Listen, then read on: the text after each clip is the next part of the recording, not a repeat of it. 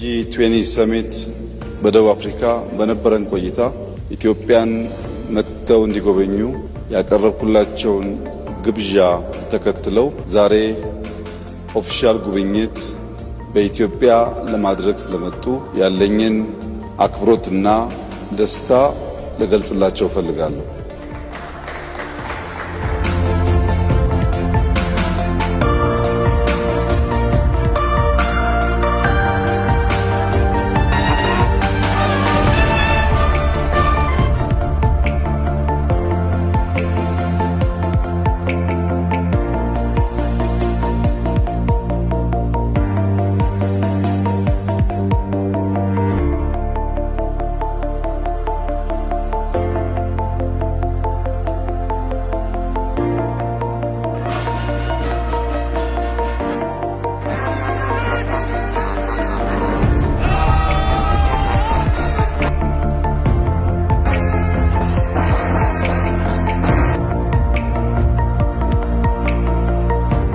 ፕሬዝዳንት እንዲሁም ከሳቸው ጋር የመጡ የዴሌጌሽን አባላት ወደዚች ጥንታዊት የሰው ልጅ መገኛ የኮፊ አረቢካ መገኛ በአፍሪካ ብቸኛው በቅኝ ግዛት ያልተገዛች ሀገር ከፍተኛ ክብር እና ኩራት ያላት የማደግ ተስፋ ያላት ከሁሉ በላይ ደግሞ የአፍሪካ የፖለቲካል ካፒታል ወደ ሆነችው አዲስ አበባ እንኳን በሰላም መጣችሁ። ቆይታችሁ ያማረ የሰመረ እንደሚሆን ተስፋዬ የላቀ ነው።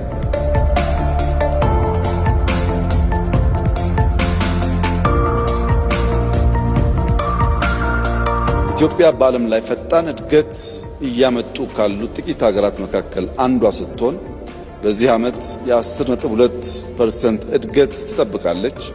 የዚህ እድገት ቀጣይነት መረጋገጥ የሚችለው ከ130 ሚሊዮን ሕዝብ በላይ ያላት ሀገር የሲ አክሰስ ተከልክላ በዓለም ላይ ካለው ልምምድና ትሬንድ ውጪ በጠላቶቻችን ደባ ለረጅም ጊዜ የጂኦግራፊ እስረኛ ሆና እንድትቆይ መደረጉ ትክክል አለመሆኑንና እንደ ቱርኪ ያሉ የኢትዮጵያ ወዳጆች በዲፕሎማቲክ መስኩ ጫና በመፍጠር በሰላማዊ መንገድ ኢትዮጵያ የሲ አክሰስ ማግኘት የምትችልበት ሁኔታ እንዲያግዙ በስፋት ተወያይተናል። ሎጂስቲክስ አንዱ ትልቁ ቦትልኔክ ነው ለኛ እድገት። ከዚያ ደግሞ የሲ አክሰስ ቁልፉን ነገር የሚይዝ ሲሆን ፕሬዝዳንት ኤርዶጋን ከዚህ አንጻር የበኩላቸው ሚና እንዲጫወቱ ጠንከር ያለ ውይይት አድርገናል። ለዚህ ምስጋና እናቀርባለን።